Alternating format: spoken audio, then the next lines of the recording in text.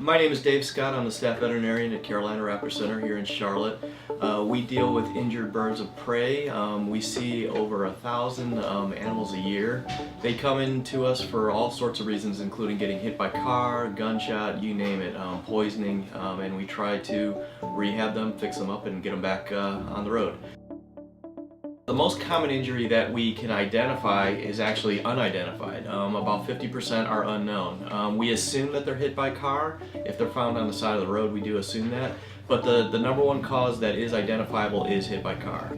Following that is gunshot, unfortunately, and that's sad because that is an intentional thing. Hit by car obviously is an accident, but the gunshots are not, so that's the part that disturbs us.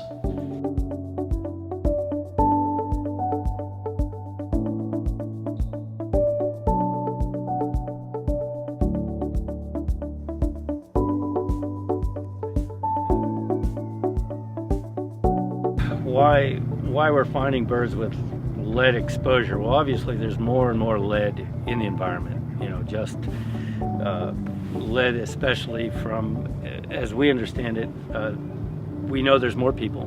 We know there's more recreational use, especially firearms, and that's been going up for at least the last decade or more.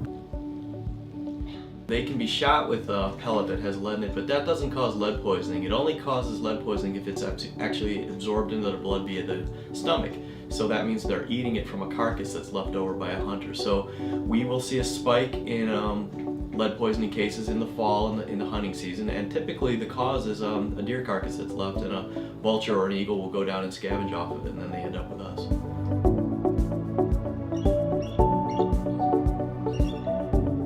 So there's two forms of lead poisoning. One's an acute, very high level of intake, and they usually end up seizuring, coma, and death, and we don't see those. The form that we generally see is more of a chronic form where the lead builds up over time. These birds will come in lethargic, ataxic, which means kind of a drunken stance where they can't really control where their feet are and they stumble around. And because of this, they're not able to hunt. So invariably they come in emaciated, very, very thin, very weak, and that's what we typically see. We're looking at two charts right here. This is a turkey vulture and this is a bald eagle, and we're actually looking at a graph of their blood lead profile. This is time and this is the level on the vertical axis, and you can see that this blue band is where we want the lead level to be, at or below. That's considered background normal level. In this case, in the vulture, he started out pretty high, and what we do is we use a drug called, there's a class of drugs called chelators, and they pull the lead out of the blood. And so what we do is we start chelating, and you can see the blood lead level will drop down, and then the drug has to be stopped and the bird needs to be given a break. You can't continue the drug continuously, and when we do that, we expect the blood to rebound, or the blood lead level to rebound, and you can see that it has. And then we start chelating again and it drops off, and then it rebounds again, and it's the stair-step fashion pattern that we look for.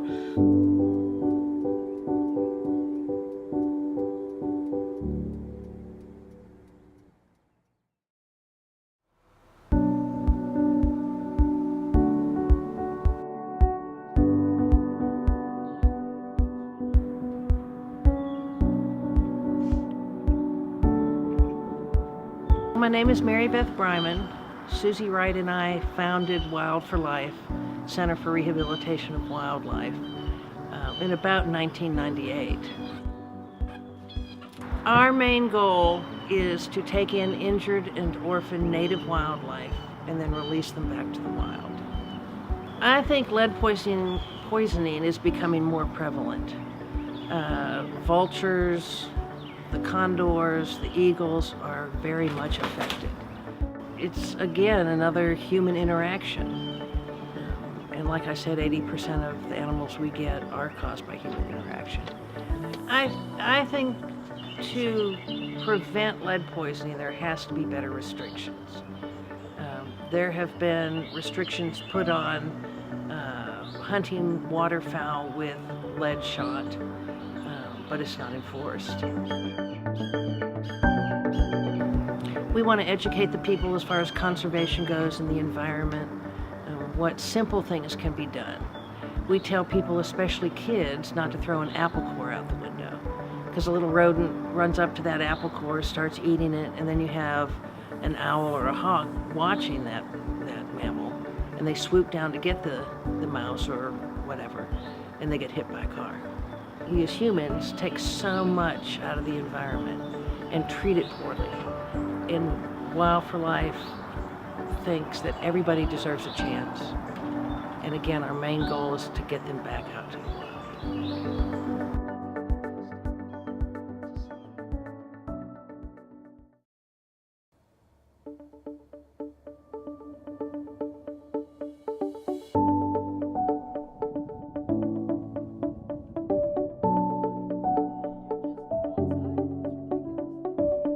It is a moral issue, and it's Yeah. not just an economic issue. It's being framed as an economic issue by the people who use it as a political back and forth, and it's a huge one. I mean, and it's silly because it's a big shouting match, but it's obvious that lead is toxic to living things. It's not used in living things.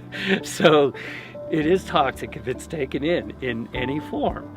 And so whether it's acute or over long term in accumulation. Since the source of the lead is coming from gunshot, the number one thing we can do to stop this problem in its tracks is to switch to non-lead shot, something like copper or another metal. That would do it overnight. There are some issues with that. People have switched to non-lead shot for waterfowl, as far as I know. I don't know all the rules, but I think that law was passed many years ago, and I think that's probably helped. But it still is an issue, and it's such a solvable problem.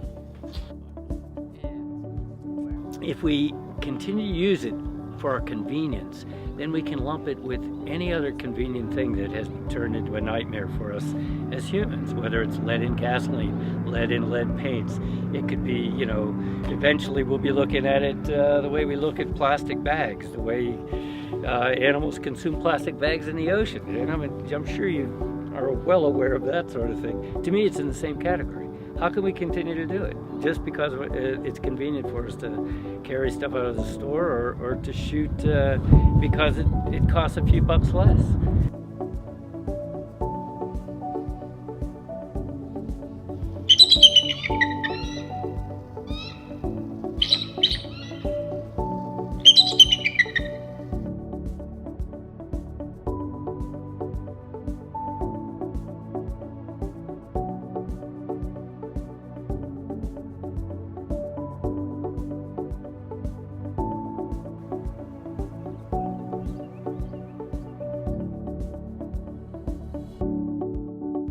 The bald eagle has been taken off the endangered species list. Why worry?